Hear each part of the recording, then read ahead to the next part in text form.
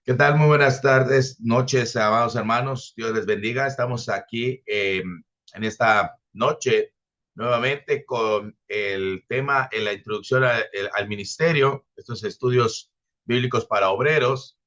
eh, y estamos ahorita ya con el tema, por decir, estamos ya en la clase número 6.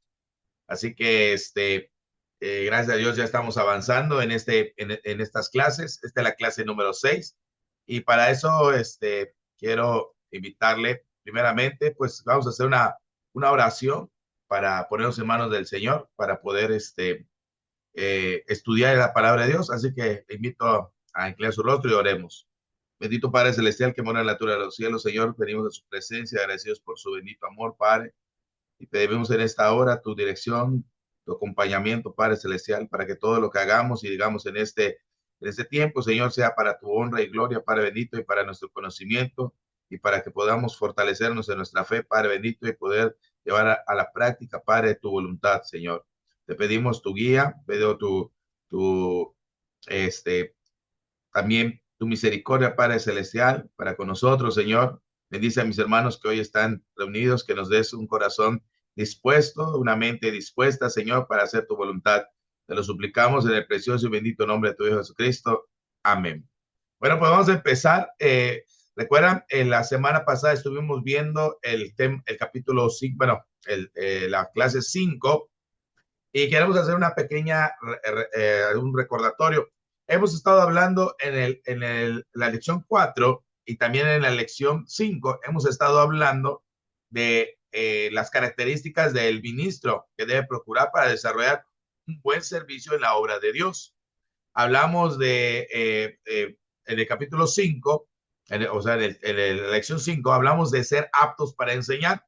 Y dijimos que es decir, que debe tener la capacidad, más allá de pasar el mensaje, dar la información, debe tener unas cualidades de maestro que pueda transmitir el mensaje de una forma entendible, pero también comprensible, pero también que pueda manifestar la práctica de lo enseñado. Es decir, que sea una persona fiel, idónea para enseñar con las capacidades adecuadas, pero también tiene que ser ejemplo fiel de lo que enseña. Así que además de prepararse para dar a conocer toda la enseñanza bíblica, para dar a conocer todo el consejo de Dios, que no sea solo una parte, sino que sea completo todo lo que tenga que enseñar. Asimismo, hablamos de que debe ser el ministro debe ser sufrido, o sea, tiene que tener la capacidad de aguantar las adversidades, incluso en los momentos malos, difíciles, incluso las adversidades que se vayan presentando durante el ministerio, con una fortaleza de soportar y estar preparado a pesar de que las cosas no estén yendo bien, estar preparado con una paciencia para enseñar, cuando haya que repetir las lecciones, que tenga paciencia al tratar a las personas, a pesar de que sea lastimado, y aguantar. Y estuvimos hablando sobre estos dos puntos.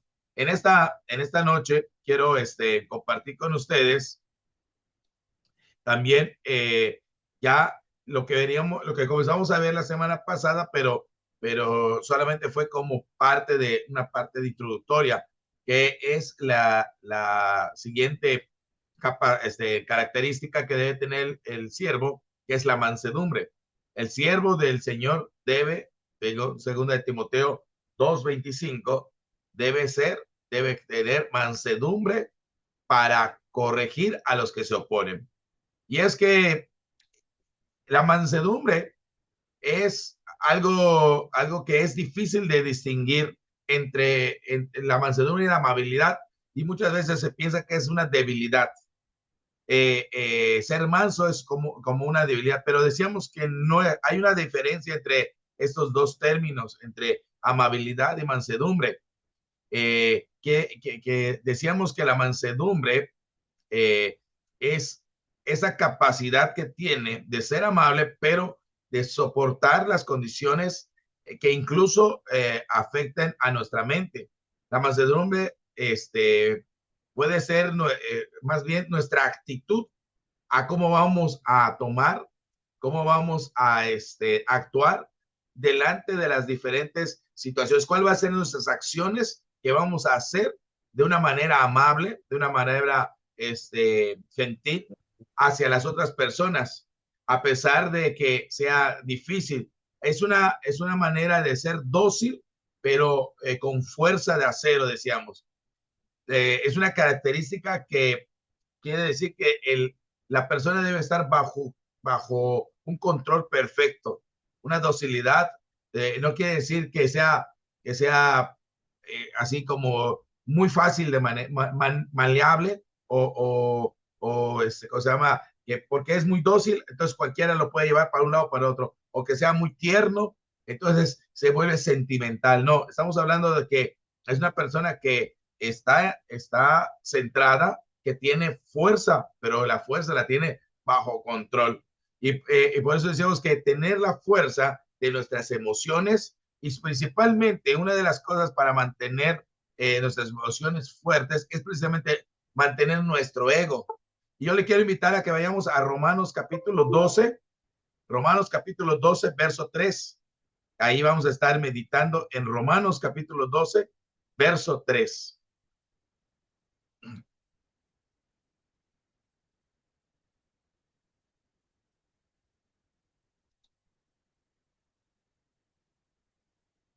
¿Lo tenemos, hermanos? Dice la palabra de Dios así. Creo que hay que compartir aquí para que veamos. Bueno, ahora voy a compartir otro. Dice Romanos, digo pues, por la gracia que me ha dado, que cada cual que está entre vosotros, no tenga más alto concepto de sí que el que debe tener, sino que piense de sí con cordura, conforme a la medida de la fe que Dios repartió a cada uno. Pablo dice que cada uno de nosotros debemos pensar con cordura, tener un concepto de nosotros mismos, o sea, debe ser concepto de acuerdo a la medida de la fe. O sea, no debemos tener un concepto más alto del que debemos tener. O sea, en otras palabras, nuestro ego no debe superarnos. Y esto es algo que es un poquito complicado. Vamos a ver la versión, la versión internacional que nos dice aquí en el Romanos capítulo 12, 3, dice, por la gracia que me ha sido dado, les digo a ustedes, nadie tenga un concepto de sí más alto que el que debe tener, sino más bien piense de sí mismo con moderación, según la medida de la fe que Dios le haya dado.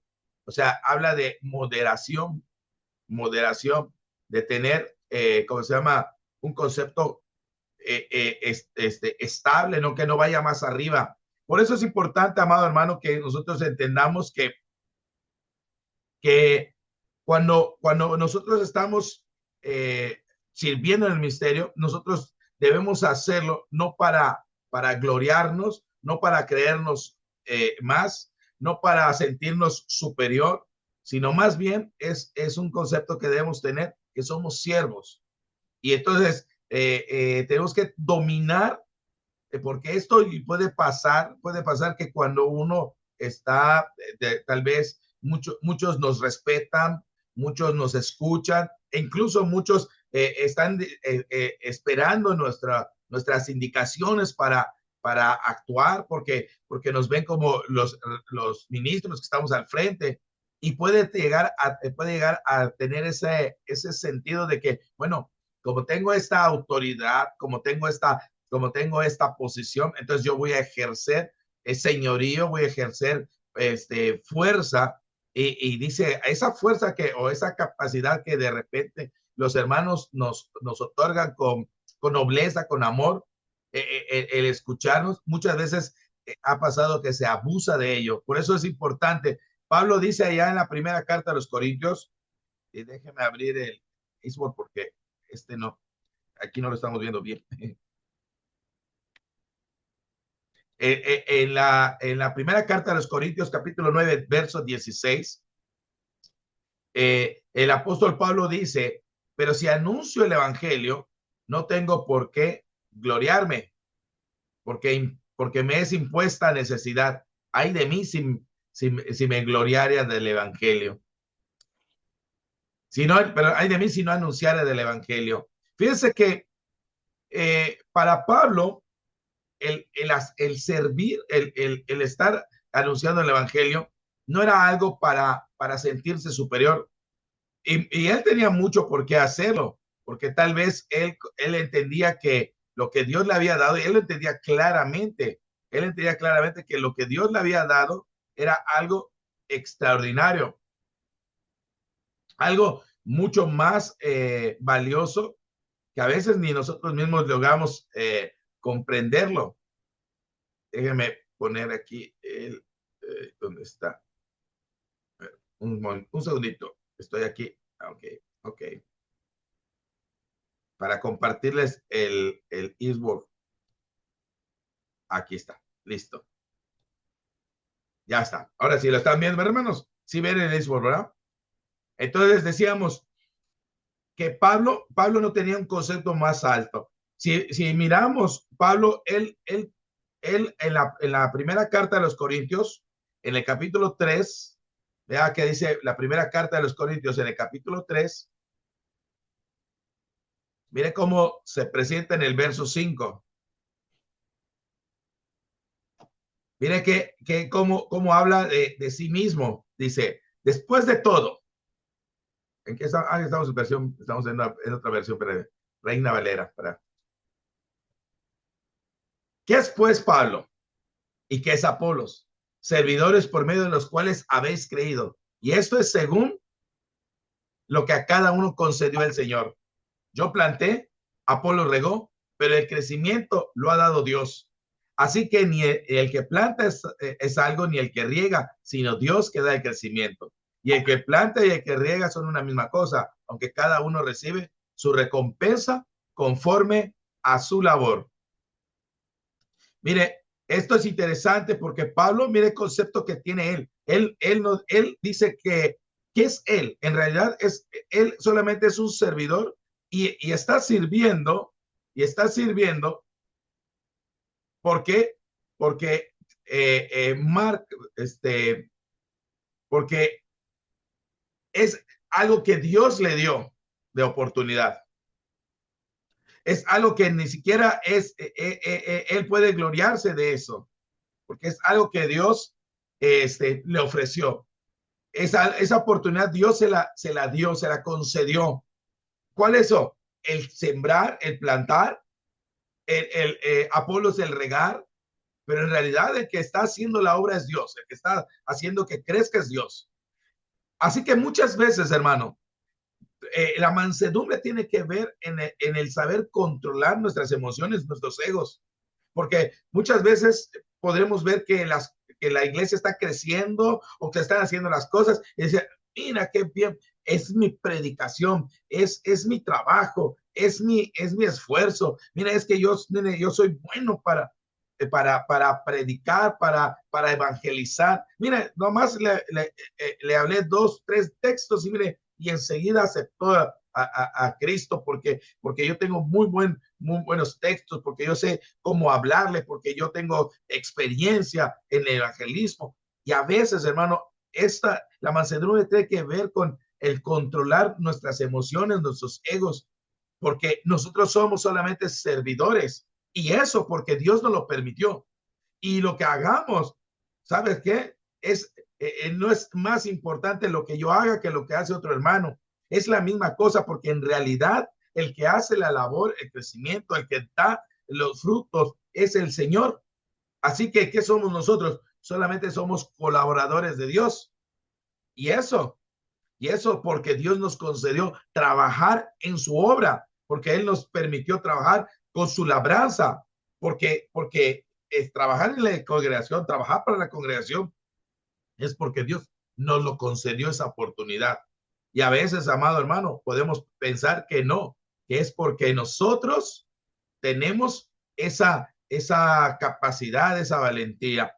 No sé si hay algún comentario hasta acá o alguna pregunta en referente a esta actitud que puede tener el cristiano, o mejor dicho, el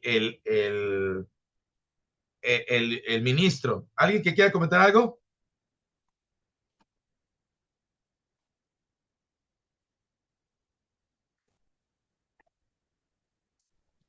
Existen personas que cuando tienen más conocimiento, en lugar que se llenen de humildad, viene lo que es el ego, lo que es la arrogancia. Por el hecho de que saben, tienen más conocimiento bíblico, piensan que son más que otras personas.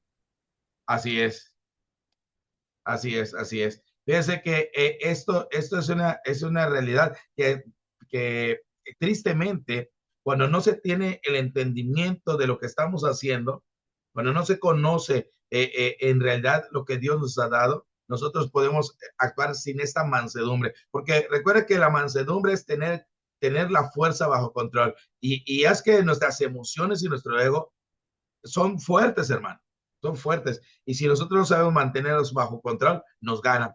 ¿Cuántas veces no nos puede ganar ese sentimiento de ego, ese sentimiento, esa emoción y perdemos el control? Así que tenemos que también controlar, fíjese, otra cosa que tenemos que controlar en la mansedumbre, que también es fuerte, es nuestros pensamientos. O sea, ¿y qué quiere decir esto?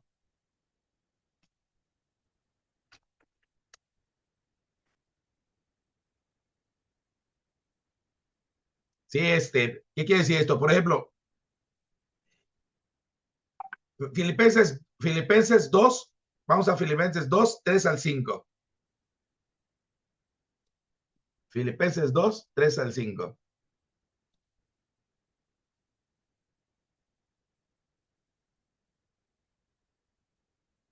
Dice, no hagáis nada por contienda o por vanagloria, antes bien con humildad cada uno estimando cada uno a los demás como superiores a él mismo, no mirando cada uno por lo suyo propio, sino cada cual también por lo de los otros. Fíjense que a veces, amado hermano, nosotros podemos pensar que somos superiores, pensar que tenemos una capacidad más alta. ¿Cómo pensamos hacia los demás? ¿Cuál es el concepto que tengo yo hacia los demás? ¿Cómo miro? Y dice, no, es que el hermano, yo voy a agarrar tanto para mí, es que yo necesito para mí, yo quiero para mí. ¿Cómo está tu pensamiento? ¿Estás haciendo una parcialidad? ¿Estás generando para ti? ¿Estás viéndote superior a los demás? Un ministro tiene que tener mucho cuidado de no, y es que te puedes ir en ambos sentidos, y esto sí tiene que ver en esto, porque a veces también cae ¿cómo se llama? El ministro en el lugar de que ves por los demás, pero no ves ni por ti. O sea, das todo por los demás y tú no tienes un lugar. No debes hacer nada por contienda ni por vanagloria. O sea, por algo, por ego, lo tienes que hacer con humildad. Estimas a los demás como superiores, ciertamente, mirando cada uno, no mirando cada uno por lo suyo propio, sino cada cual por lo de los otros. Es cierto, hay que mirar por los demás, pero no hay que llegar tampoco al momento de dejarnos ser como trapeadores de los demás.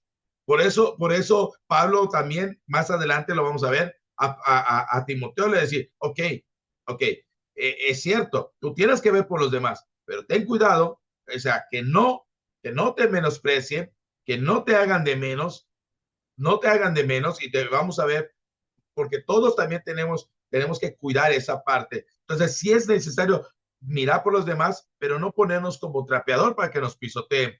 A veces como nosotros mismos le enseñamos a la iglesia que el ser siervo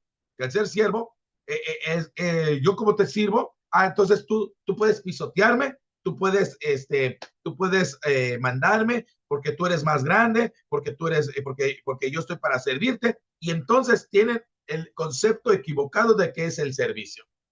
Entonces, ellos están para ser servidos y utilizan lo que haría cualquiera del mundo, como tratan, por ejemplo, la persona, como trata el dueño, el empresario, al que está en limpieza, y así, no, así a veces nos pueden ver como ministros, como el de limpieza, como el de menor rango, y como el mundo pisotea y maltrata y humilla, así también lo hace. Por eso dice que cada uno de nosotros debe mirar por el otro, así como la iglesia debe mirar por nosotros, nosotros debemos mirar por ellos.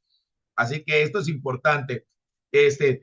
También tenemos que tener, nosotros a veces tenemos que tomar decisiones, tomar por ejemplo, hablar con los hermanos, hay que reprenderlos, hay que exhortarlos, hay que hacer alguna de estas cosas. Y resulta ser que a veces, si no tenemos cuidado, lo podemos hacer, tomar decisiones a la ligereza. Mire qué dice, no impongas con ligereza las manos, este es 1 Timoteo 5:22, no impongas con ligereza las manos a ninguno, ni participes en pecados ajenos, consérvate puro. Mira, te encarezco, 21, pero era 21, te encarezco delante de Dios y del Señor Jesucristo y de sus ángeles escogidos, que te guardes de estas cosas sin prejuicios, no haciendo nada con parcialidad, ni impongas con ligereza las manos a ninguno, ni participes en pecados ajenos, consérvate puro. Esto es importante porque el ministro no tiene por qué tomar una parcialidad, no tiene que pensar o prejuzgar. No es, este hermano de siempre es, este hermano, si hay un problema, es este hermano siempre que lo hace. O sea, ya prejuiciando, ni siquiera hemos escuchado algún problema, ya este hermano es así. No, este hermano ya lo etiquetamos, este hermano es el mentiroso siempre. No, este hermano es el que siempre está con sus problemas. Ay, este hermano es el juicioso, siempre está. Entonces ya le pusimos esa etiqueta. O a veces, no, es que ¿sabes qué? Voy a tratar con rigidez a un hermano por alguna actitud. Pues, oye, hermano, el hermano fulano de tal, como se supo que está tomando tuvo un problema de pecado y todo. Bueno, el hermano hay que disciplinarlo, hay que llamarle la atención, hay que meterlo a un curso, tiene que estudiar, tiene que orar, se está sobre ese hermano. Pero también al rato mi hijo tuvo ¿cómo se llama? El problema, o un pariente tuvo el problema, o alguien tuvo el problema. Pero me cae bien. No, pero es que mi hijo, o es el que aporta más en la iglesia, o es pues es el preferido. Entonces a él hay que tratarlo diferente. Pablo le dice a Timoteo, no hagas parcialidad, no tengas prejuicios y no hagas parcialidad. No seas ligero en aprobar las cosas. Si no participes en el pecado ajeno. Tú sabes que alguien cometió el pecado, no te hagas partícipe con él de ese pecado. Y mira que todo tiene que ver con conservarte puro. Y eso, amado hermano, esto mantiene nuestra verdadera mansedumbre. Esto es lo que hace que nosotros estemos tranquilos, controlados en nuestra manera de pensar, en nuestra manera, en nuestros pensamientos, que estar bien controlados, cómo pensamos de los demás. Otra cosa que debemos tener control es nuestras actitudes, carácter y acciones. Definitivamente, muchas veces es difícil mantener esta mansedumbre en cuanto a nuestro propio dominio. La mansedumbre es una virtud que se caracteriza por la templanza y la capacidad de moderar la ira. Y es que, amado hermano, la ira es algo que es que es como un incendio. La ira se inicia con una chispita. Y si la ira encuentra combustible, se va a prender, va a crecer y va a ser un incendio. Y así como el incendio no mira consecuencias, sino que destruye todo lo que está a su paso, así es la ira. La ira nos hace, y después que explotamos con esa chispita, comienza a crecer la ira y va creciendo más y más y más, y de repente, cuando es así, ya incendiaste todo. Todo lo que habías construido lo has derribado. Todo lo que habías hecho, todo ya se cayó. Y cuando quieras detener es porque ya es demasiado tarde. La ira a todo mundo nos puede tomar. Y esto se requiere mansedumbre, templanza, esa capacidad de moderar esa ira. El enojarse no es malo. El mismo Jesucristo se enojó. El mismo Jesucristo tuvo momentos difíciles, pero el problema de enojarse es que nos va a llevar a la ira, porque nos enojamos, es la chispa, y este enojo puede crecer a la ira, y la ira nos va a llevar al pecado. Por eso dice la palabra de Dios que nosotros debemos enojarnos, pero no pecar, porque la ira nos lleva a pecar, a destruir, a quemar como un incendio, a destruir. No hay quien lo pare. Y mientras más combustible encuentra la ira, mientras más, ¿cuál es el combustible? El orgullo. ¿Cuál es el combustible? La cerrazón de que yo tengo la razón. ¿Cuál es el combustible? El no dar tu brazo a torcer, el no ser humilde, el demostrar que tienes la capacidad, la fuerza. ¿Cuál es ese combustible? Lo que te hace sentir superior, lo que te hace sentir más grande, y quieres aplastar al otro, quieres hacerlo menos. Entonces, esa ira va creciendo, creciendo, y cada vez va a ser más grande y va a destruir más. Cuando hagas así, ya quemó, ya destruyó. Por eso es importante tener mansedumbre. Y esto, hermano, es algo que no es algo que digas tú, yo ya lo dominé, ya tengo. Es algo que se tiene que trabajar día con día, y esto solamente se logra en el mantenimiento de las disciplinas espirituales, del estudio, del trabajo constante con el Señor, para que esto se mantenga así. La mansedumbre es dejar de resistir lo que Dios quiere hacer en tu vida. Y es eso, la transformación, porque muchas veces nosotros, Dios dice, ¿sabes qué? ¿Sabes qué? Dios dice, si alguien te da una bofetada, pon la otra mejilla. Y lo comenzamos a hacer, y llega un momento en que dices, oye, pero ¿por qué? ¿Por qué?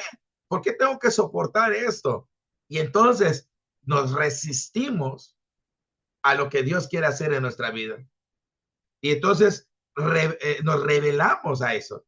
Entonces no nos rendimos delante de Dios, no permitimos que Dios nos use nuestra vida para el bien, sino que entonces sale este deseo, y entonces, aunque nosotros quisiéramos hacer las cosas correctas, aunque quisiéramos haber planeado las cosas, se nos va la mansedumbre, y entonces explotamos. La mansedumbre es la actitud que tenemos cuando aceptamos algo que es difícil para nosotros, sabiendo que Dios nos puede ayudar.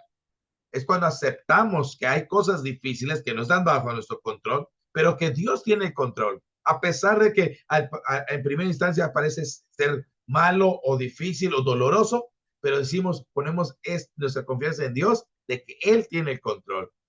Y no es algo natural para nosotros, fíjese, y no es algo natural en nosotros, no es algo que nosotros desarrollamos por naturaleza, pero sí es algo que podemos desear en nuestras vidas, y es que la mansedumbre es fruto del Espíritu Santo, es el fruto del Espíritu Santo. Lo podemos cultivar y puede hacer crecer nuestra vida, pero ese es, dice Gálatas 5:23, donde están los frutos del Espíritu, el fruto del Espíritu Santo. Dice que la mansedumbre es fruto del Espíritu Santo, y sabemos que para que ese fruto se desarrolle, nosotros tenemos que ser llenos del Espíritu Santo, y debemos llevarnos de la palabra de Dios y mantenernos en esa obediencia.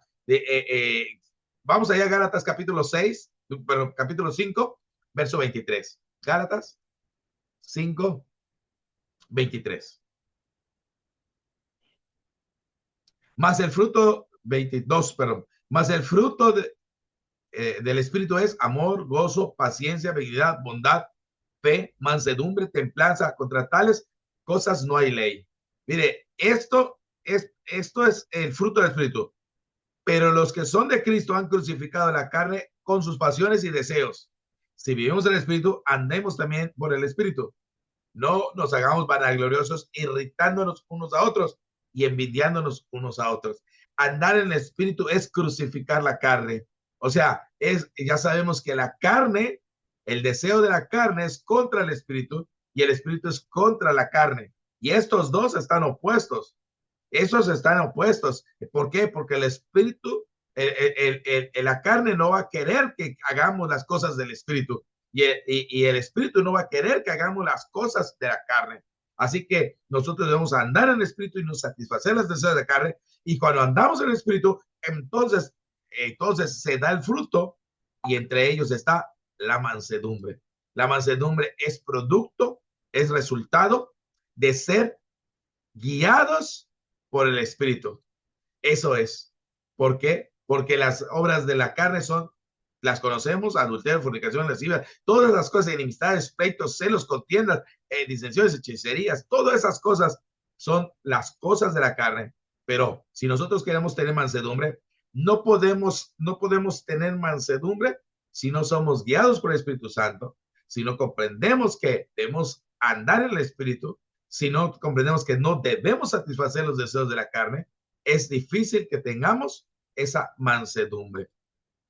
Así que nosotros debemos tener mansedumbre en nuestra vida. Entonces hemos visto que la mansedumbre, entre otras cosas, es poder controlar nuestras emociones como el ego,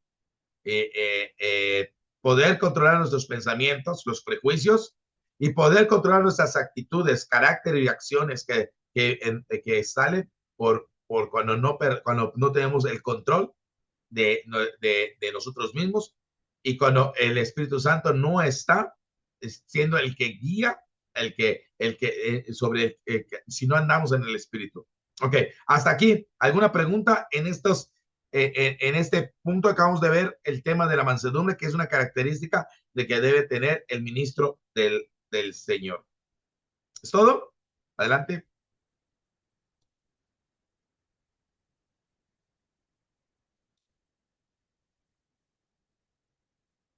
¿Alguien? ¿No? ¿Todo? Bien, bueno, vamos a continuar. Decimos así, entonces dice que el siguiente punto es la sobriedad.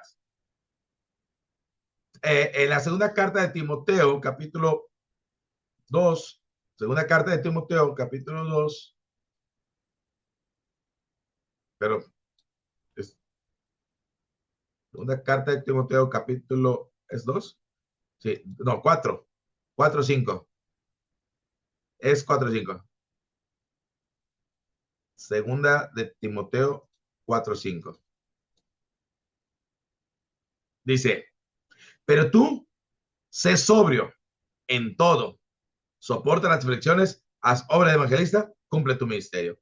Pero tú sé sobrio en todo, sé sobrio en todo. La sobriedad es un requisito para el ministro, que tenga un buen, justo juicio en contraste de ser impetuoso y tomar las cosas con ligereza. No tomar la importancia de las cosas. Mire, y esto es muy importante, porque muchas veces queremos ser ministros, pero no le damos importancia a las cosas. No tenemos un justo juicio, no tenemos esa capacidad de tomar con seriedad las cosas. La palabra sobriedad, de la palabra griega traducida como nepo o sobrio, significa estar alerta, vigilante y mantener un juicio claro y equilibrado. No implica solo la abstinencia del alcohol, sino un estado de dominio propio y madurez espiritual. Mire, embriagado es aquel que pierde la sobriedad, o sea, es aquel que ha perdido el estado de alerta, no tiene el juicio lo tiene nublado, se anda tastaviando, por eso dice que hay que mantener el equilibrio. A diferencia de un borracho, que no quiere decir sobrio, es no estar borracho. A diferencia de esto, significa alguien que está alerta, despierto, atento, vigilante, o sea, está mirando y mantiene un juicio claro. ¿Sí? No está empañado y es equilibrado, ecuánime. ¿sí? Entonces, por decir, tiene dominio propio y tiene madurez espiritual. O sea, dominio propio, fruto del espíritu, pero también tiene madurez espiritual. Y esto es muy importante para cualquier ministro.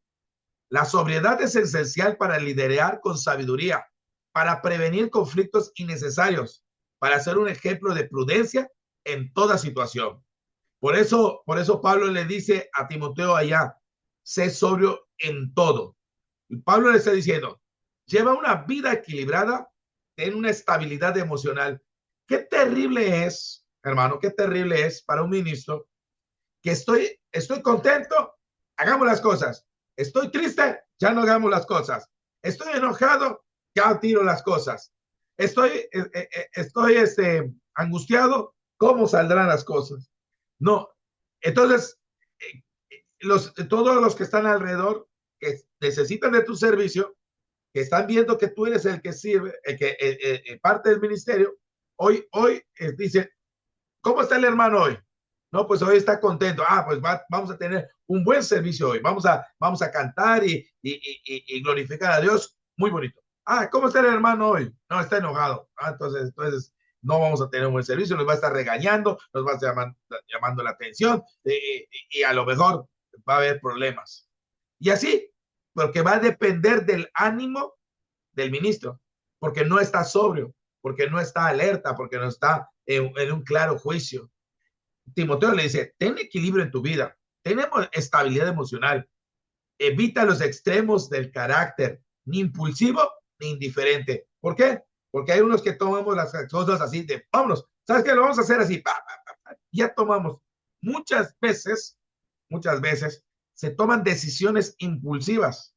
Y es clásico, porque a veces queremos nosotros, en el deseo de servir al Señor, que tomamos cosas impulsivas. Decimos, ¿sabes qué? Una reunión, yo la hago. Y no tomamos, no tuvimos juicio claro, no estamos equilibrados para ver las condiciones para tener esa reunión. ¿Se puede? Hay las capacidades, tenemos la infraestructura, tenemos esto, tenemos lo otro. No, vámonos. Vamos a hacerlo de esa manera. Vamos a comprar tal cosa. Y ahí ves que compramos en el local, ya compramos, por decir, un aparato para aire acondicionado. Qué bonito, ya tenemos el aparato de aire acondicionado. Oiga, pero y ya consideramos el costo de la electricidad. Tenemos la capacidad económica para pagar ese costo cada mes, cada bimestre. No, pues ¿sabe qué? Tenemos el aire acondicionado, pero no lo prendan porque se gasta mucho dinero. Entonces, ahí es lo que a veces tomamos decisiones impulsivas.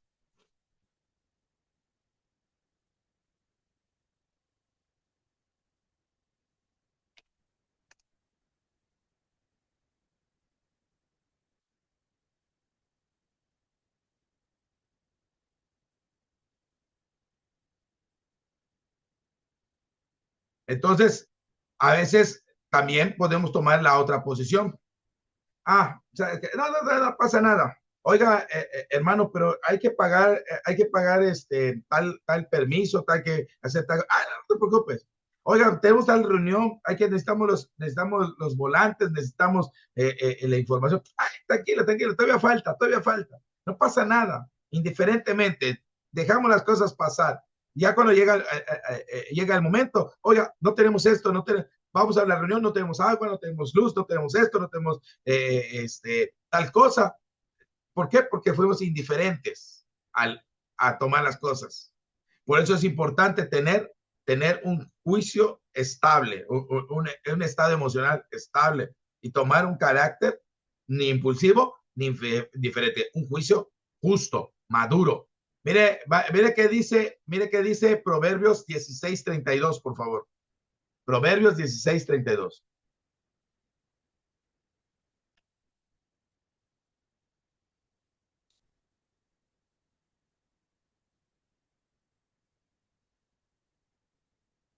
Dice, mejor es el que tarda en airarse que el fuerte, el que se enseñorea de su espíritu que el que toma una ciudad. Fíjese, ¿qué quiere decir esto? que es mejor aquel que es controlado para enojarse que el que es muy fuerte. Porque alguien que es muy fuerte se enoja y, como dice, el que se enoja pierde. O el que se enseñorea de su espíritu, el que tiene control o sea, el dominio propio. Es más, es mejor que el que va y toma una ciudad. Es mejor. A veces decimos, es que sí, el predicador está, ¿cómo se llama? Me cae muy bien el predicador, pero la verdad tiene un mal carácter. No, no, es que no se domina. Entonces, ¿sabes qué? Mejor no tengo relación con él. Se corta. Esto es parte de tener sobriedad, ser sobrio. Y Pedro, ya en primera de Pedro 5:8, nos lo hace ver que debemos ser sobrios. Mire que dice 5:8. Sed sobrios y velad, porque vuestro adversario, el diablo, como león rugiente, anda alrededor buscando a quien devorar. ¿Y a quién cree que es los ideales? ¿O usted qué cree? ¿Quién cree usted que es el platillo más favorito del diablo? ¿Usted qué cree, por decir, el platillo suculente para el diablo? ¿Será que ese platillo sea la carne de alguno de los hermanos que no llega, que llega cada 2 meses, cada 3 meses al servicio? ¿O qué tan suculente es comerse al que está todos los días trabajando, echándoles las ganas y está delante de Dios y todo? Pero que, ¿sabe qué? De repente no es sobrio, de repente no está estable, no está maduro, entonces no está pendiente.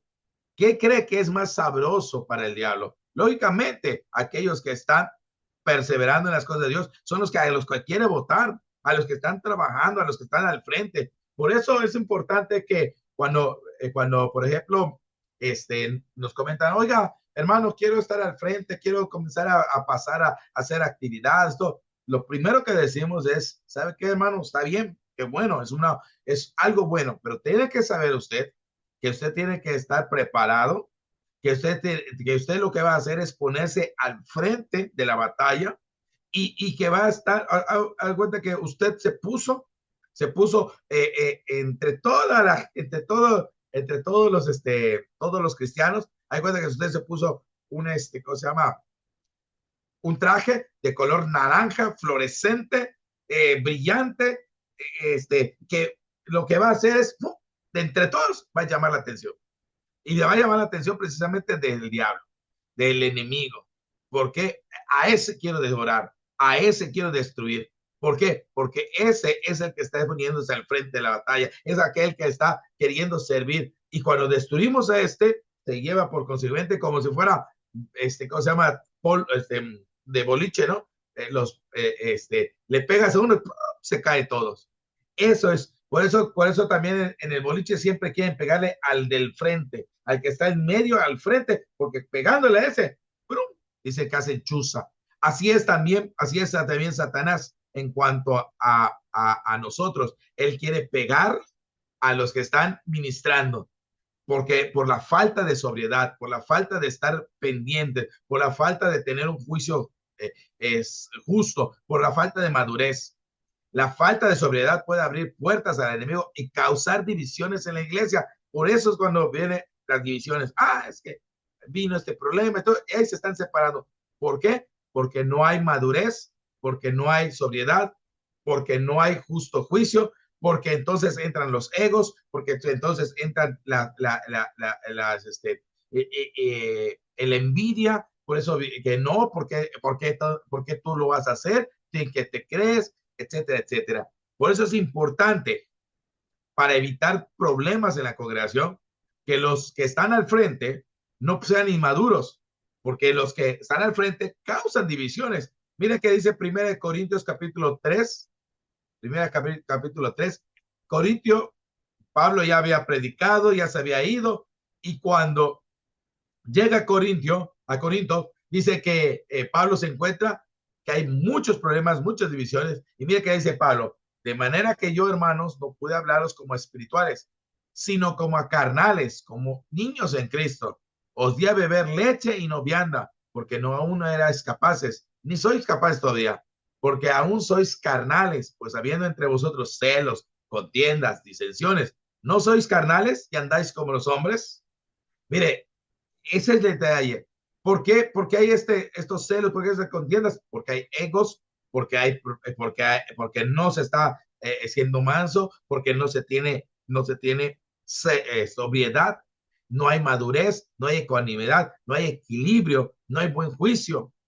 Entonces, por eso pasan estas cosas. Por eso es importante que, que tengamos sobriedad como ministros, porque esa madurez que necesitamos va a influenciar a la iglesia. Si nosotros somos maduros, influenciamos a la iglesia, a esa unidad.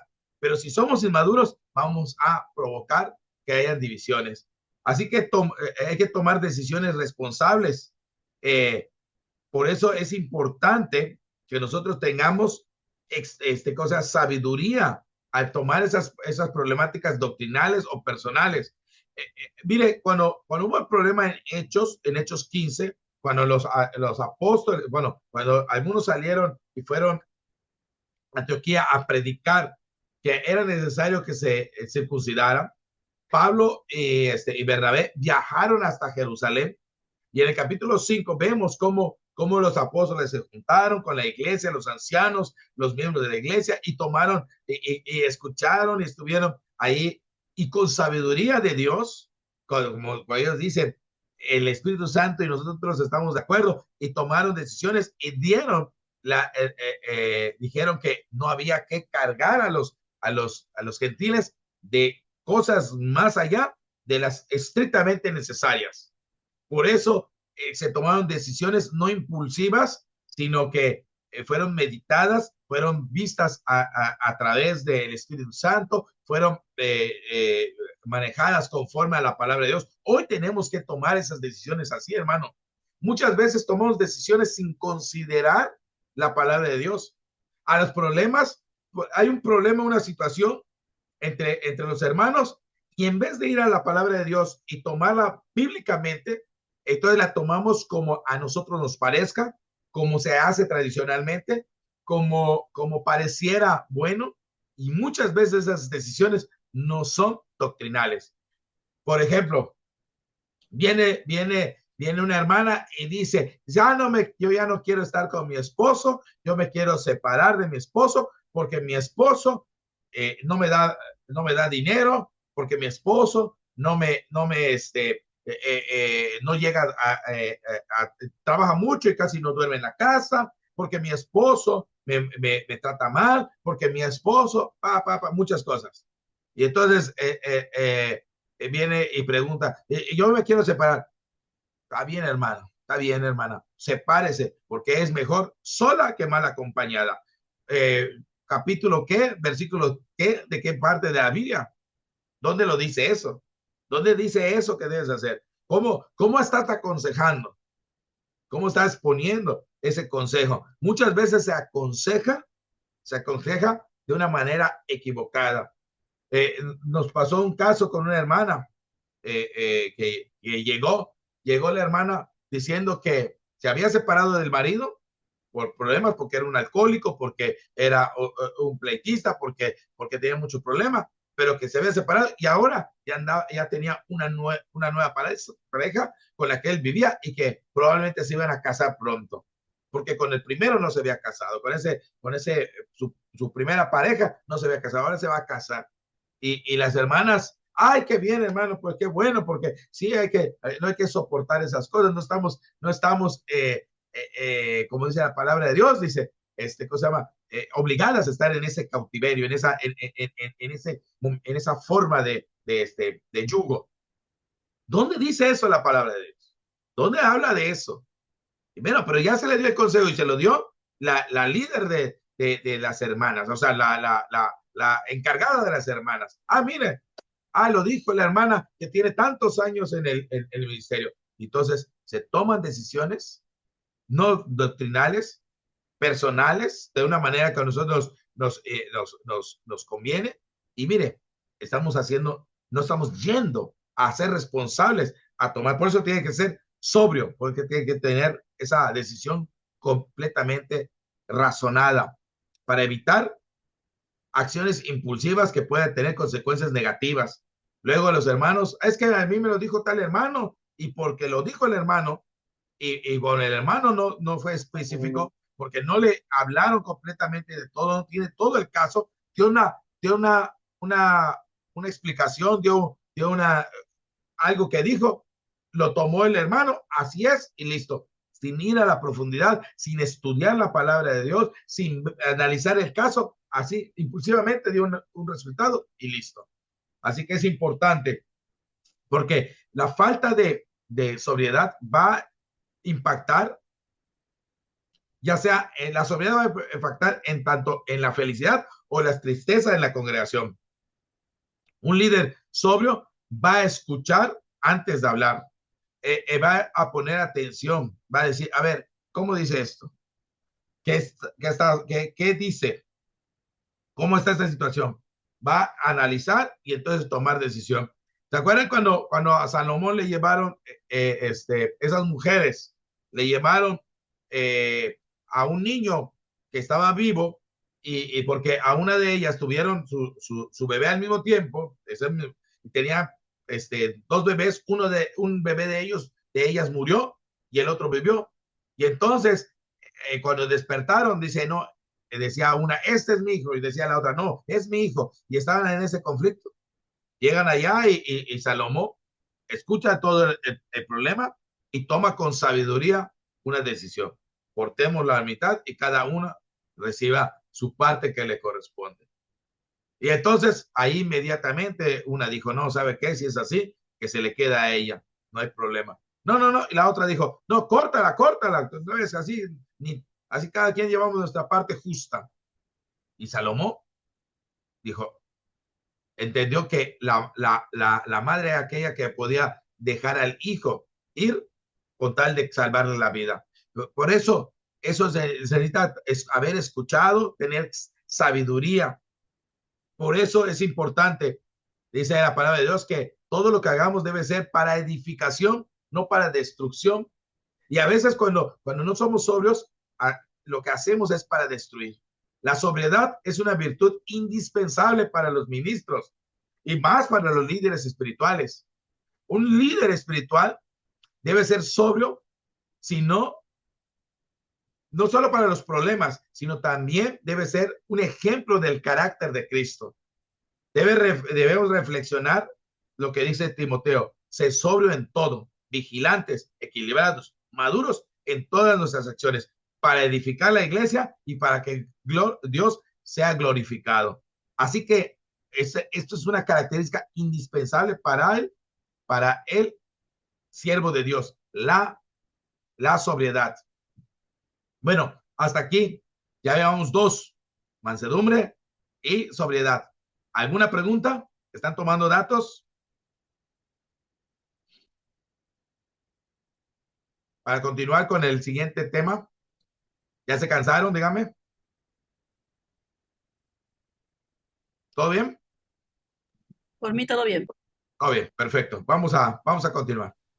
Vamos a Todo bien, continuar con todo el, bien, todo bien, perfecto. todo bien. Habla. Está bien. Si se cansaron, este, Ya, vamos a tomar unos 5 minutitos para estirar, para para un estirar café. ándale, para el café, Ya no para dijo todo. nada, Mateo, cuando me ya. Y vamos a esperar 5 minutitos, vamos a poner pausa. Así que vamos a continuar, vamos hermanos, estamos viendo las características del ministro, hemos visto ya varias de ellas, y vamos a recordar rápidamente las que hemos visto para que no se nos olvide. Vimos que entre las características que debe tener el ministro de la palabra de Cristo debe ser amable, vimos que tenía que ser apto para enseñar, dijimos que tenía que ser sufridos, dijimos que debería tener mansedumbre, vimos que debe ser sobrios y ahora vamos a ver que deben, la siguiente característica, fidelidad. Los ministros deben ser fieles, deben ser hombres fieles.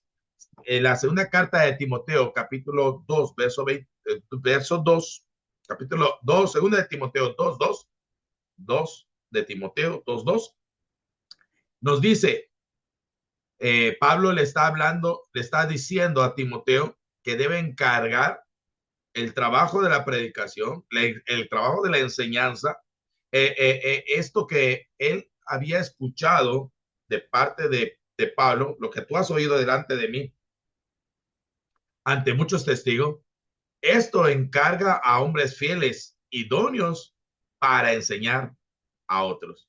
Y habla de hombres fieles. O sea que el trabajo de Timoteo era entre todos los varones, entre las personas que estaban allá, entrenar a los que iban a ser predicadores y maestros, evangelistas de la palabra de Dios. Pero tendría que ser entrenados aquellos hombres que fueran fieles. Entonces, este ministerio, el ministerio que Pablo iba a dar a estos hombres, tenían que haber un análisis, que parte de Timoteo, de mirar a quién les va a encargar a este trabajo.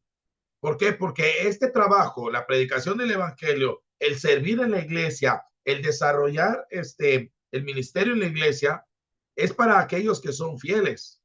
La palabra fiel, que viene del griego pistos, que significa merecedores de confianza, que se puede confiar en ellos. O sea, son personas que se les puede depositar la confianza, se les puede dar, y se sabe que no van a hacer fraude, no van a engañar, no van a mentir, no van a hacer mal uso de lo que se le encarga.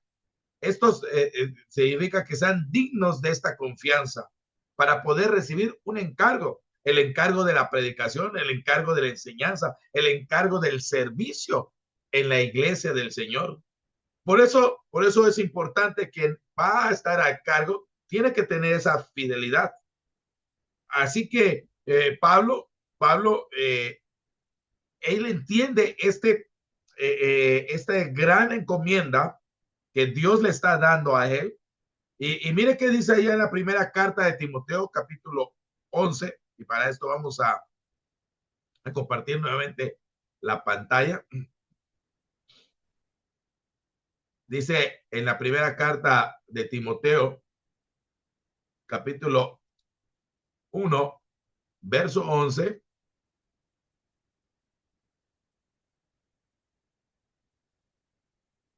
Dice, según el glorioso evangelio de Dios bendito que a mí me ha sido encomendado. Y esta palabra de encomendado precisamente tiene que ver precisamente de la palabra pistus, que significa, ahí está, pisteo, que significa encomendar, fiar, guardar, confianza, creer, creyente. O sea, es alguien que se le da confianza, se le da crédito. Es alguien que se confía en él, se le encomienda algo, que sabe que va a guardarlo, que va a hacer lo correcto. Mire, dice que el evangelio que Dios mismo, le encomendó, que le dio a Pablo. Esto es exactamente lo que le dice en la segunda carta de Timoteo, capítulo 2, verso 2. Dice, esto, lo que tú has oído de mí ante muchos testigos, esto encarga, ¿sí? Encarga, encomienda, expone, pone en manos, deposítalo a hombres fieles, a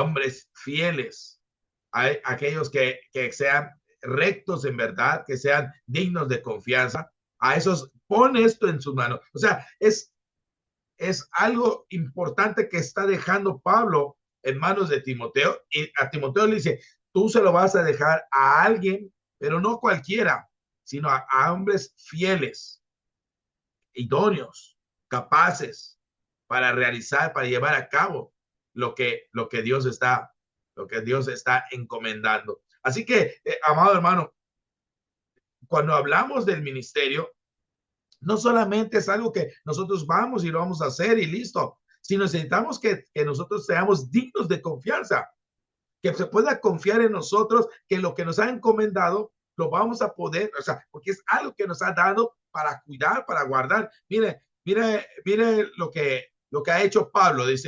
Pablo dice que está buscando hombres dignos de confianza, que él sabe que se le encomendó, y mire, va a utilizar con Timoteo, va a utilizar tres términos militares.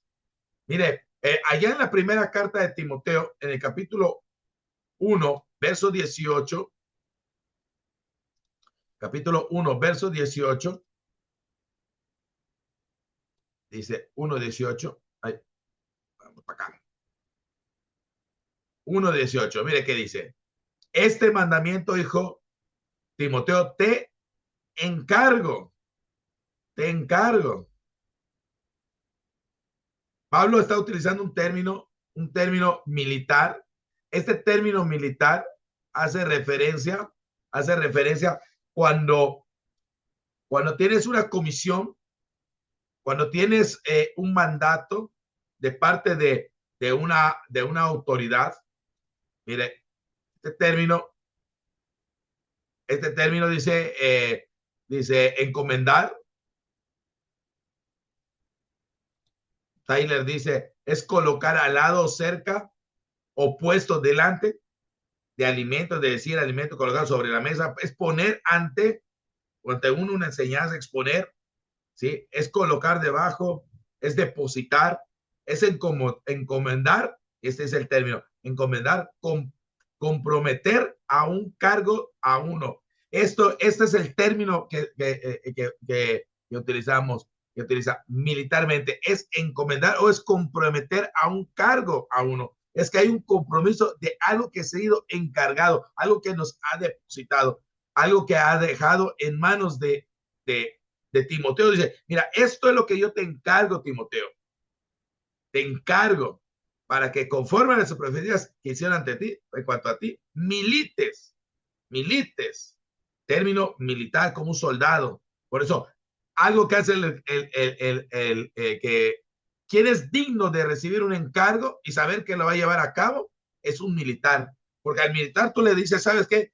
Te encargo esta puerta, que nadie entre con su arma, o en este caso con su espada y su escudo.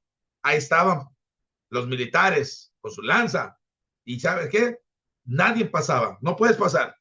Es que yo vengo, es que me conocen, no puedes pasar. El encargo es, no pase nadie, y ellos son fieles encargo, porque saben que ellos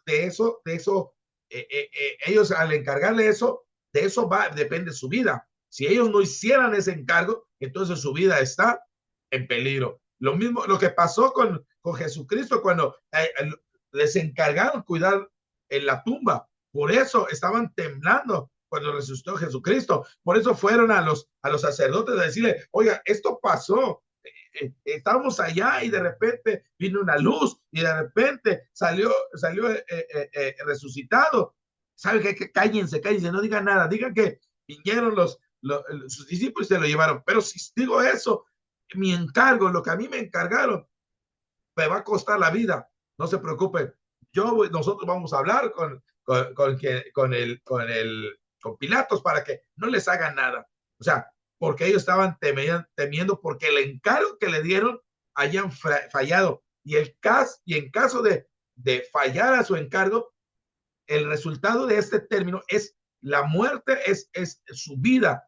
Fíjense, amado hermano, cuando nosotros tomamos el ministerio, por eso es importante, mira, muchas veces decimos, amado hermano, yo quiero estar sirviendo. Ah, sí. Y vamos, hermano, yo voy a servir y voy a tomar. Ok, hermano, le damos este encargo. Está bien. Y es un encargo que no es que nosotros se lo estemos dando, es que Dios puso en su corazón para que hiciera esto, y Dios se lo está llamando, y ellos está haciendo ese encargo. Y de repente, un día dice, ya no quiero. Fíjese nada más el nivel de peligro que es no entender que hay un encargo, que el término militar de encargo es hacerte cargo de algo, de una responsabilidad, y que si no la cumples, va en riesgo tu vida. Por eso es un término militar. Así que, amado hermano, cuando nosotros vemos este término que Pablo le dice, te encargo, le está diciendo, ¿sabes qué?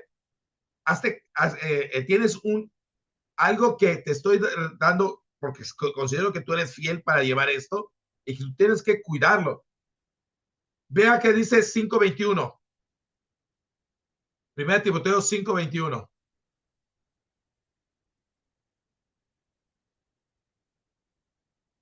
Te encarezco, te exhorto delante de Dios y del Señor Jesucristo y de sus ángeles escogidos, que guardes, este es otro término, guardes estas cosas sin prejuicios, no haciendo nada con parcialidad. Guardar, esta es otra orden militar, guardar, ¿sí? Custodiar. Esto es lo que hace un soldado.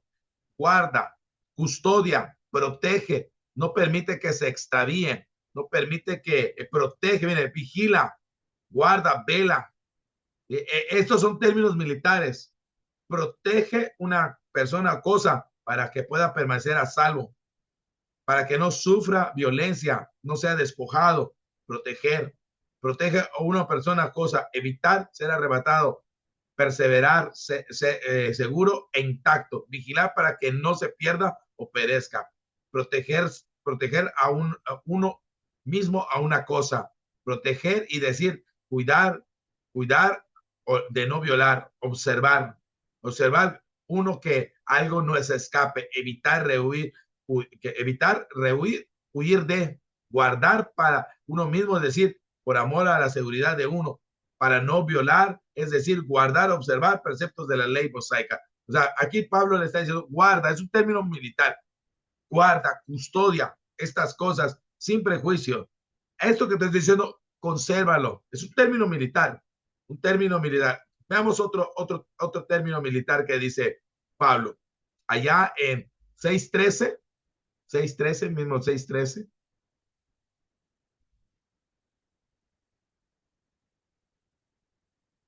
Dice, te mando delante de Dios que da vida a todas las cosas, de Jesucristo, que da testimonio de la buena profesión delante, que dio profesión, perdón, te mando delante de Dios que da la vida a todas las cosas y de Jesucristo que dio testimonio de la buena profesión delante de Poncio Pilato, que guardes el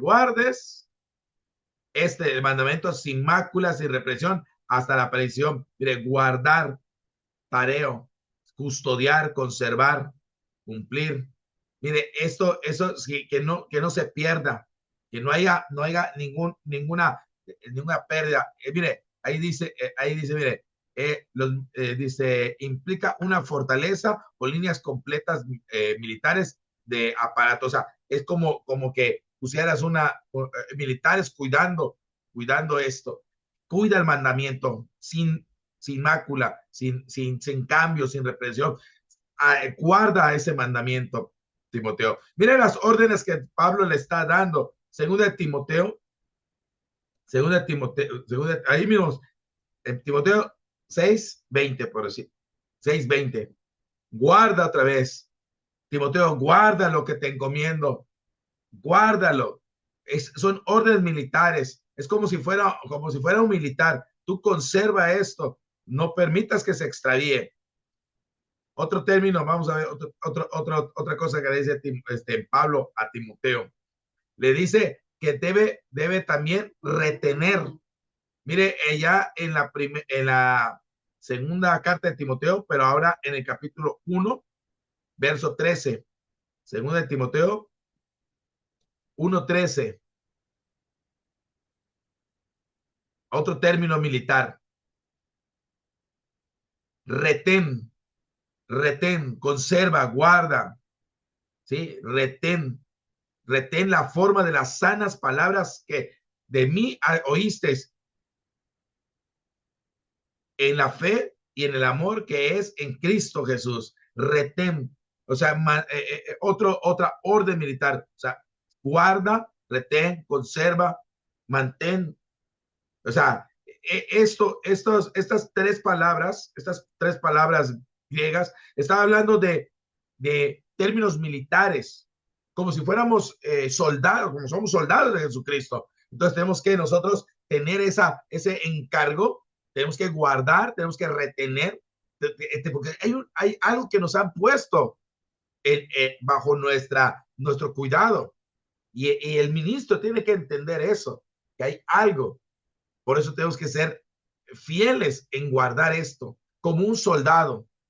Porque, como decíamos, si un soldado no cumple su función, que es guardar, proteger, que es retener, es poner a salvo, si no cumple esa función, ¿sabe qué? Si no hace para lo que le mandaron, su vida está en riesgo. O sea, pierde su vida.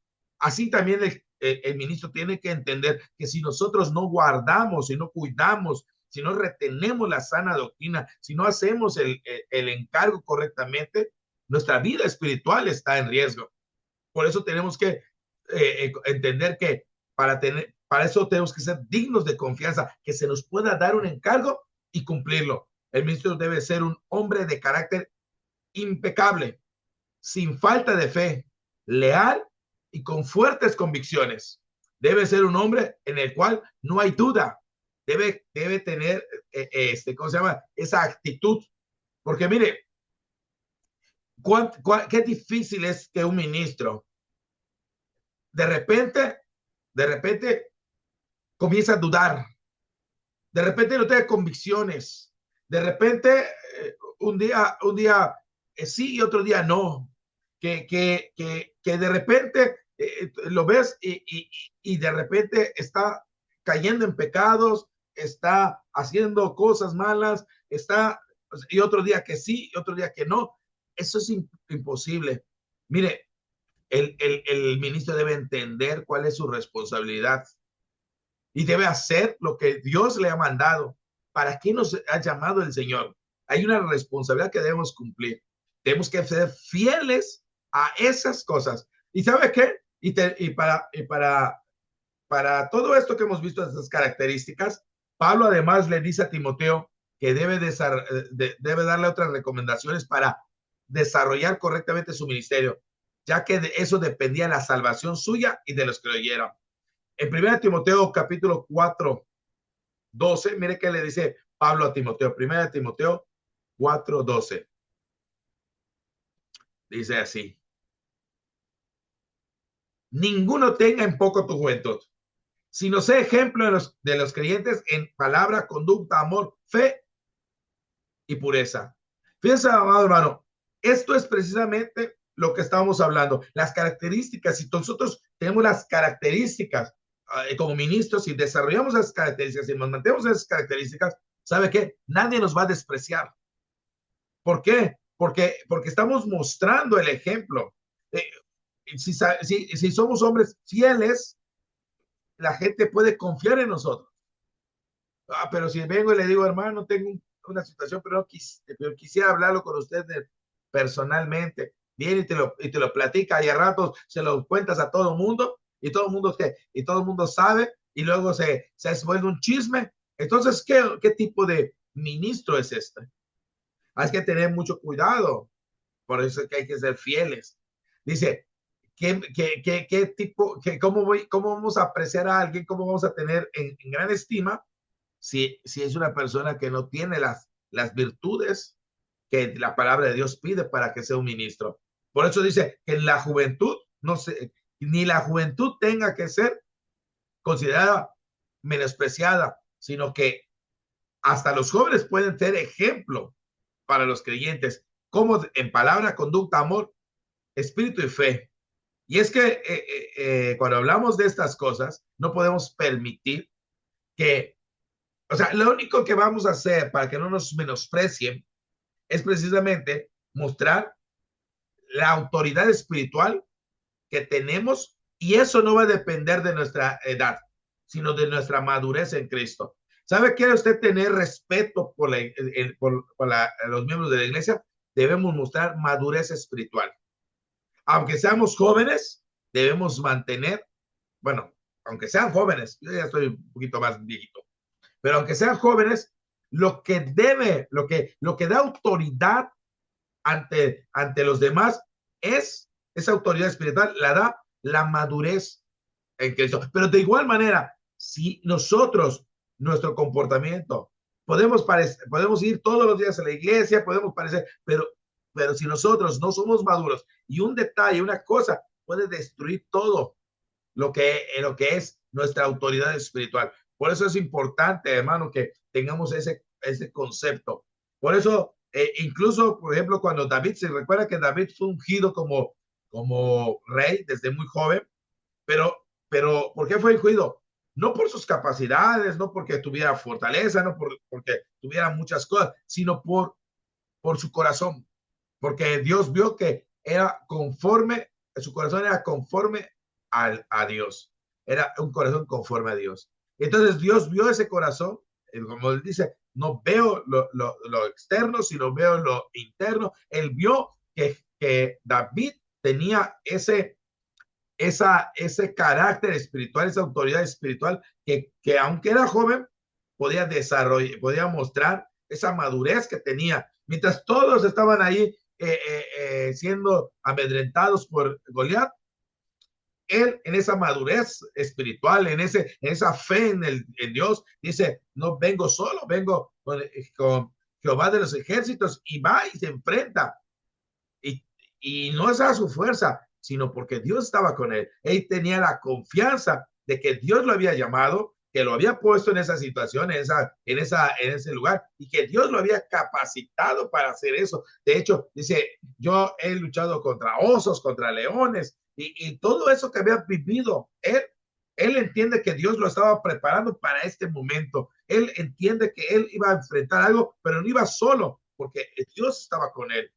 Así que la autoridad espiritual que podamos tener en la iglesia dependerá de nuestra madurez y confianza, y que si caminamos conforme a Dios, si tenemos esa confianza, y si Dios está con nosotros, si está caminando con nosotros, porque Dios es el que nos da la capacidad para hacer las cosas. Mire, vamos a 1 Tesalonicenses, capítulo 5, 24.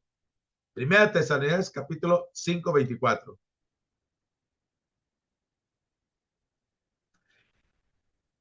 Fiel es el que os llama, el cual también lo hará.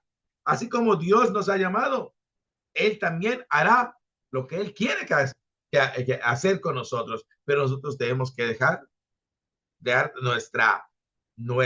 que Dios, mire, y el mismo Dios de paz os santifique por completo, y todo vuestro ser, espíritu, alma y cuerpo sea guardado irreprensible para la venida de nuestro Señor Jesucristo. Fiel es el que os llamó, el cual también lo hará. Fíjense que todo lo que somos nosotros, todo nuestro ser, debe ser guardado irreprensiblemente.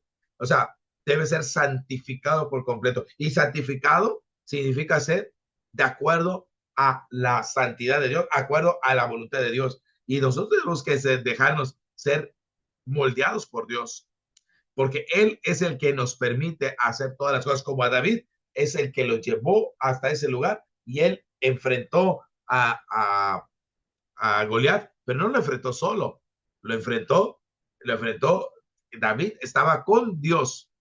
Así que dice que nosotros tenemos que aprender, dice que no nos pueden despreciar por nuestra juventud. ¿Por qué? Porque tenemos que ser ejemplo en palabra. Cuando nosotros hablemos, debemos hablar con verdad, con gracia, debemos dar las palabras que sean necesarias para la edificación de las personas. Nosotros debemos ser cuidadosos con cómo hablamos. Nuestra palabra debe reflejar el amor y la sabiduría que tenemos, la sabiduría de Dios. Tenemos que expresar. Pero mire, muchas veces dice el joven que quiere que quiere, o la persona, el ministro quiere ser, ¿cómo se llama? Apreciado por la congregación. Pero ¿de qué habla? ¿Que su palabra refleja amor? Su palabra refleja conocimiento, sabiduría de Dios. Lo que él habla muestra la voluntad de Dios, o habla conforme a sus propios intereses, sus propias ideas, conforme al mundo. Sus intenciones son como las del mundo. Su corazón está conforme al mundo y no conforme a Dios. Entonces, ¿cómo vamos a tener, cómo va a tener autoridad espiritual? ¿Cómo va a ser ejemplo si la forma, si lo que habla no es conforme a la verdad, no es conforme a la voluntad de Dios? Por eso es importante lo que digamos, cómo nos expresemos, y que esas palabras reflejen en realidad el amor de Cristo, la vida en Cristo, la sabiduría en Dios, la sabiduría que Dios da, la debemos reflejar. La conducta, nuestra manera de vivir, también tiene que ser un ejemplo para los demás. Que otros vean que Cristo es el que conduce nuestras acciones, que todo lo que hacemos, lo hacemos porque somos guiados por Cristo. Que cuando nosotros actuamos en justicia y en integridad, que lo que hacemos es conforme a la voluntad de Dios, que nuestra manera de vivir es conforme a Dios. Pero decimos, hermano, yo quiero ser ministro, pero ¿sabe qué? Pero le pongo primera importancia a mi trabajo, pero no soy capaz de dedicar 1 hora, 2 horas al estudio, no puedo, no dedico a leer. Entonces mi conducta, mi forma de vida no va a caminar en gracia, no va a caminar conforme a Cristo, no voy a entender la justicia de Dios, y por lo cual no voy a vivir en su justicia, no voy a tener integridad. Por eso es importante la manera en que nos conducimos, hermanos. Por eso el ministro tiene que entender que él, para tener autoridad espiritual, tiene que conducirse conforme, y que todos los demás vean que se conduce conforme a como Cristo ha mandado, conforme a como Cristo mira, nos ha dejado la forma de vida. También tenemos que ser ejemplo, no solamente en la manera de hablar y en la manera de conducirnos, sino también en la manera de amar. Porque muchas veces amamos a nuestra familia, amamos a los que nos caen bien, amamos a los que nos convienen. Pero Cristo, ¿cómo amó? Cristo dice que Él se entregó por todos sin condiciones. Él fue capaz de dar su vida por nosotros sin condiciones, y amó hasta el que no se merecía amar, como tú y yo no merecíamos, no habíamos hecho nada digno para ser amados. Y ese es el tipo de amor que debemos demostrar a los demás. Porque muchas veces el ministro solamente es que a los que me caen bien, los que no, los hago a un lado. Nuestro amor debe mostrar esa relación que tenemos con Cristo, que amamos a Cristo, y por consiguiente amamos a su creación, amamos a su iglesia. El amor debe ser práctico. Ese amor se debe mostrar práctico. ¿Cómo? Paciencia con nuestros hermanos, servicio a nuestros hermanos, pero también, ¿sabe qué? Perdonar a nuestros hermanos. Porque el mostrar amor a nuestros hermanos es perdonar a los hermanos, pero también tiene que ver el amor en tener la mansedumbre, tener la templanza y tener la capacidad de amonestar, ¿cómo se llama? De hacer reflexionar a los hermanos cuando se encuentran en pecado, hacerle el llamado de una manera amorosa, de que nosotros queremos ayudarle a que regrese al camino del Señor con amor, con paciencia. Por eso es importante que mostremos el amor pacientemente, sirviendo y perdonando y ayudando al necesitado. También dice que tenemos que tener ejemplo en espíritu. O sea, ¿cómo es nuestra vida espiritual? ¿Cómo es nuestro espíritu? ¿Es ferviente? ¿Es fervoroso? ¿Inspira a otros a amar a Dios? Somos de los que nos gusta y disfrutamos de adorar a Dios. Se muestra nuestra adoración en ferviente, en espíritu y en verdad. ¿Cómo es nuestra manera? cómo es nuestro ejemplo de humildad, disposición para seguir las ordenanzas del Espíritu Santo, dejar a un lado la carne y seguir y andar en el Espíritu, cultivar el fruto del Espíritu Santo, cómo está en nosotros eso. Entonces tenemos que mostrar el tipo de espíritu que tenemos, que ese espíritu sea ejemplo, la manera de nuestra vida espiritual sea ejemplo.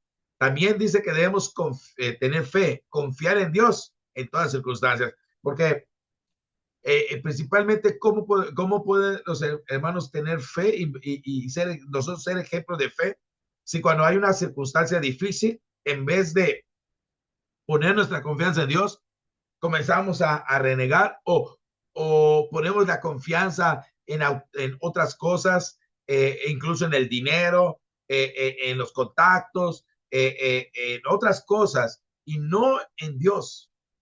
Por eso tenemos que mostrar nuestra fe activa a través de las obras del amor, a través de mostrar nuestra paciencia en confiar en Dios, en el momento de las tribulaciones, en el momento de las angustias, mostrar nuestro carácter de fe hacia estas situaciones y mostrarle que nosotros confiamos y que no tenemos dudas de la fe que tenemos, de que confiamos y sabemos en quién hemos creído.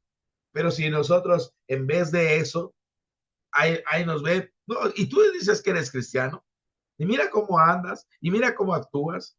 Por eso nosotros tenemos que confiar en Dios en todas circunstancias y poniendo nuestra fe, aunque no sepamos, como decíamos que la palabra fe en hebreo, significa, o que se traduce como la confianza, y la confianza y tener paciencia, tener confianza, aunque no tengamos las respuestas.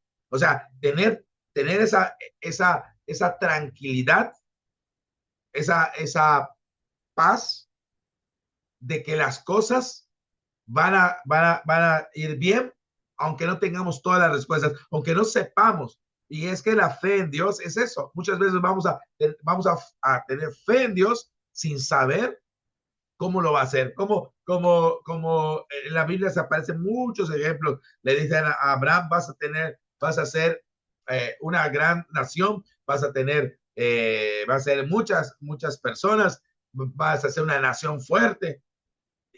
¿Y cómo lo vamos a hacer, Señor? No sabemos, tú no tienes respuesta. Él quiso tomar una respuesta por su mano y ¿sabe qué? Ahí nace Ismael, pero no es así. La respuesta Dios la tiene, o tú no la sabes, pero tú tienes que confiar en Dios porque Él sabe cómo va a hacer las cosas. Así que esa es la fe que debemos demostrar en los momentos, sobre todo, más difíciles. Pureza, mantenerse pureza en pensamientos, en acciones y relaciones. O sea, la limpieza la actitud limpia. Qué feo es de un ministro que tenga ojos lascivos, pensamientos lascivos, en los cuales se nota cómo mira a las hermanas, cómo mira a las jovencitas y ya tiene una mirada, o sea, ni hablar de eso, de veras, es horrible pensar que un predicador pudiera estar mirando a una hermana, estar mirando con pensamientos impropios. O sea, el ministro debe que mantenerse puro en pensamientos, en acciones y relaciones. Debe tener santidad en su vida. Su vida debe estar en santidad. Mire qué dice 1 Pedro 15, 1 Pedro, no 15. No tenemos el 1 Pedro 15, tenemos 1 Pedro capítulo 1, verso 15. Dice, sino que Él como llamó es santo, sed vosotros santos en toda vuestra manera de vivir. Porque escrito está, sed santos porque yo soy santo. Mire, santos es separados, apartados, santificados en toda nuestra manera de vivir. Y entre ellas, hermano, está precisamente en nuestra pureza, de cómo miramos, cómo pensamos, cómo actuamos. Así que si nosotros hacemos esto, Si nosotros tenemos estas características y somos ejemplos, ¿sabe qué? Va a haber un impacto profundo en la vida espiritual nuestra y de la iglesia. Mire, ¿qué va a pasar? Va a haber edificación en la iglesia. Un buen ejemplo, un ministro que tiene buen ejemplo, va a fortalecer a otros y ese va a ser ejemplo para otras personas para que sigan ese ejemplo.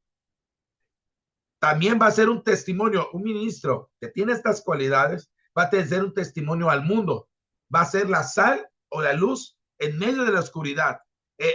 Al mirar, no, es que este hermano, este ministro es un ejemplo y esto es mostrar la sal, la luz para quienes están en la oscuridad, para que sepan cómo vivir su vida. También va a ser ese ejemplo, glorificación para Dios, porque las vidas van a reflejar el carácter de Cristo y con eso van a glorificar a Dios, van a decir, bendito Dios, que, o sea, en serio Dios hace la obra, Dios cómo transforma la vida del hombre. Mire este hombre, cómo es un hombre fiel, cómo es un hombre honesto, cómo es un hombre que tiene un buen carácter, cómo es un hombre que sabe de Dios, cómo es un hombre que vive y habla correctamente. O sea, y esto glorifica a Dios. Así que, amados hermanos, nosotros debemos esforzarnos para ser buenos ejemplos, imitando a otros hermanos que sean fieles, como el apóstol Pablo dijo. Mire qué dice en Filipenses 3:17. Hermanos, sed imitadores de mí y mirad a los que así se conducen según el ejemplo que tenéis en nosotros. Por eso el ministro debe tener estas cualidades, estas características y debe pensar, porque todas estas características lo van a llevar a ser un buen ejemplo para la hermandad, porque ese ejemplo va a ser imitado por otros hermanos.